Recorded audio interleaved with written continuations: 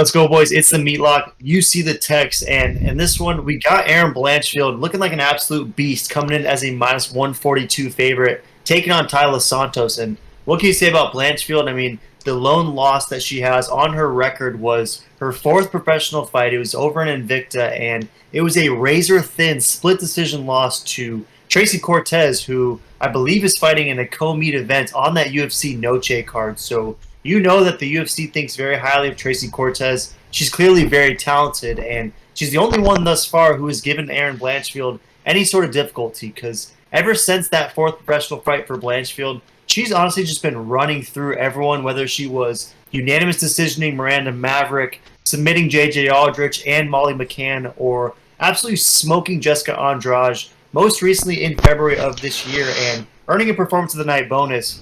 Erin Blanchfield is someone who seemingly possesses a very unique skill set for this division. Her wrestling is insane. Her cardio is gnarly. Her strength is through the roof. And she just seems like she's sort of built different, both physically and mentally, which might even be more importantly. So we see her as an absolute meatlock in this one. And it's no disrespect to Taila Santos, right? This woman's 19-2, a very impressive record. Some solid wins over Jillian Robertson. Beat Modafferi, beat Joanne Wood, don't call her Calder, and most recently she lost that very close split decision to Valentina Shevchenko, and it was for the belt. She's the first woman to win a fight on a judge's scorecard against Valentina, and I know some people even thought that Taila did enough to win that fight herself, but in this one, we think that that was peak Taila Santos. It is the year, it is the era perhaps of Erin Blanchfield, and at minus 142, the odds are just way too juicy to not capitalize on this meatlock. So what are your thoughts on Erin Blanchfield, Meat Boy? How do you think she gets this one done over Taila Santos? And is it going to be early and often?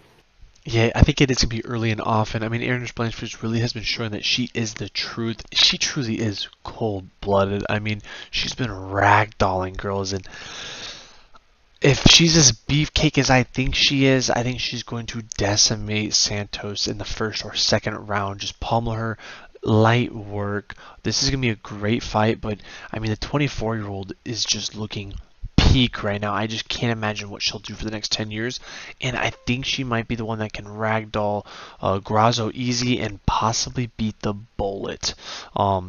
I think this is an absolute lock. I like Erin Blanchfield. Her size and strength is what's really key in this, and she has insane cardio.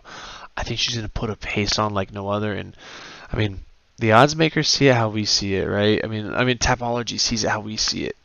83%, majority should be 100%, but a few are fading the meatlock, and that's okay.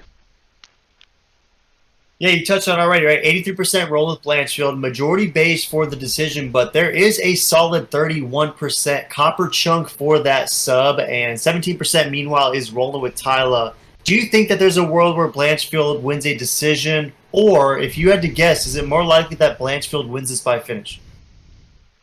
I think Blanchfield wins by finish, but I could see it. I could see a decision 100%. Santos is tough. I mean, the Bullet couldn't take her out. She squeaked by, but Bullet's been looking a little more human these last two fights, as we saw. And she lost to Grasso, which is very surprising. And I think Blanchfield is going to just decimate, and she just seems inevitably to be the future champion.